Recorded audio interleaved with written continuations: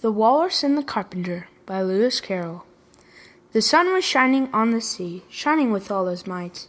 He did his very best to make the billows smooth and bright, and this was odd because it was the middle of the night.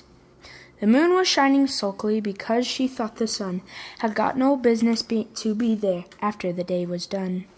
"It's very rude of him," she said, "to come and spoil the fun." The sea was as wet could be, the sands were as dry. You could not see a cloud because no cloud was in the sky. No birds were flying overhead, there were no birds to fly. The Walrus and the Carpenter were walking close at hand. They wept like anything to see such quantities of sand. If this were only cleared away, they said, it would be grand. If 7 maids with 7 mops swept it for half a year, do you suppose, the Walrus said, that they could get it clear? "I doubt it," said the Carpenter, and shed a bitter tear. "Oh, oysters, come and walk with us," the Walrus did beseech. "A pleasant walk, a pleasant talk along the briny beach. We cannot do with more than 4 to give a hand to each." The eldest oyster looked at him, but never a word he said.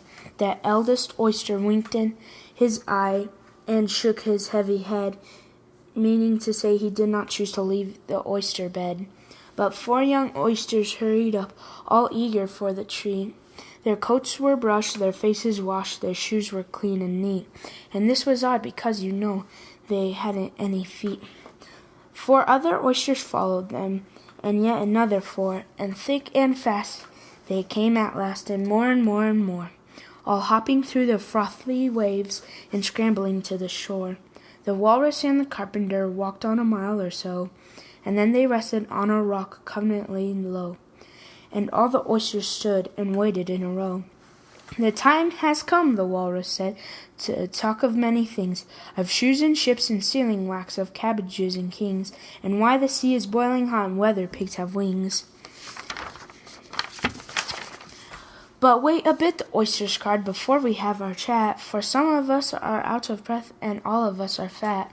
"No hurry," said the Carpenter, they thanked him much for that. "A loaf of bread," the Walrus said, "is what we chiefly need. Pepper and vinegar besides are very good indeed. Now if you're ready, the oysters dear, we can begin to feed." "But not on us," the oysters cried, turning a little blue. "After such kindness, that would be a dismissal thing to do." "The night is fine," the Walrus said, "do you admire the view? It was so kind of you to come, and you are very nice." The Carpenter said nothing, but cut us another slice. "I wish you were not quite so deaf. I've had to ask you twice. It seems a shame," the Walrus said, "to play them such a trick, after we've brought them out so far and made them trot so quick." The Carpenter said nothing, but the butter spread too thick. "I weep for you," the Walrus said, "I deeply sympathize."